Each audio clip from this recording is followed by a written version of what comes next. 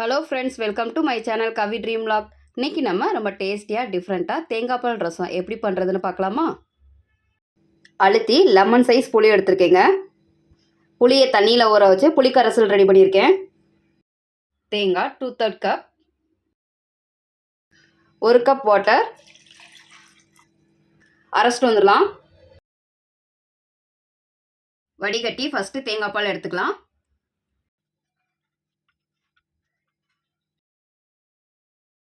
First தேங்காய் பால், second தேங்காய் பால் ready பண்ணிடலாம். 1 கப் வாட்டர், நல்லா பேஸ்ட்டாக அரைச்சிட்டு வந்துடலாம்.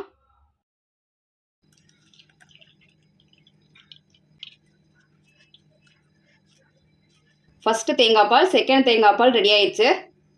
மிளகு 1 டேபிள் ஸ்பூன், சீரகம் 1/2 டேபிள் ஸ்பூன், 1 பச்சை மிளகா, பெரிய பல் பூண்டு 3, 1/4 டீஸ்பூன் பெருங்காயத்தூள், கருவேப்பிலை.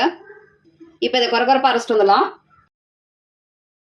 புளி கரைசல், ஃபஸ்ட்டு செகண்ட் தேங்காய் பால், கொரகொரப்பாக அரைச்சா மிளகு சீரகம், 1 டேபிள் ஸ்பூன் ஆயில் ஊற்றிருக்கேன், 1/2 டீஸ்பூன் கடுகு, 1/4 டீஸ்பூன் உளுந்தம்பருப்பு, 2 வத்தல், கருவேப்பிலை, பெரிய சைஸ் தக்காளி 1 எடுத்து பொடிசாக கட் பண்ணியிருக்கேன், சேர்த்துக்கலாம்.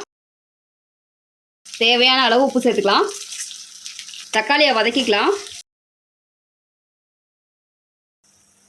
1/3 டீஸ்பூன் மஞ்சள் தூள், நம்ம அரைச்சி வச்சுருக்க மிளகு சீரகத்தை சேர்த்துக்கலாம். வதக்கிக்கலாம். 30 செகண்ட்ஸ் வதக்கினா போதும். நம்ம ரெடி பண்ணி வச்சுருக்க புளிக்கரைசலை சேர்த்துக்கலாம். புளிக்கரைசல் நல்லா பாயில் ஆகணுங்க. புளிக்கரைசல் பாயில் ஆக ஸ்டார்ட் ஆகுதுங்க. இந்த ஸ்டேஜில் நம்ம அடுப்பை மீடியம் ஃப்ளேமில் வச்சுக்கலாம். 2 நிமிஷம் இது நல்லா கொதிக்கட்டும். ரெடி பண்ணி வச்சுருக்க தேங்காய் பாலை சேர்த்துக்கலாம்.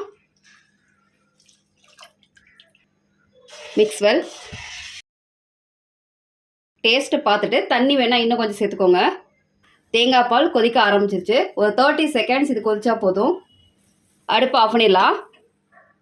கொத்தமல்லி தூவிக்கலாம். தேங்காய் பால் ரசம் சூப்பராக வந்திருக்கு. ரொம்ப டேஸ்டியாக ஹெல்த்தியாக நம்மளோட தேங்காய் பால் ரசம் சூப்பராக ரெடி ஆயிடுச்சுங்க. இதே மாதிரி நீங்களும் உங்கள் வீட்டில் செஞ்சு பாருங்கள். இந்த வீடியோ உங்களுக்கு பிடிச்சிருந்தால் லைக் பண்ணுங்கள், ஷேர் பண்ணுங்கள், மறக்காமல் சப்ஸ்கிரைப் பண்ணுங்கள்.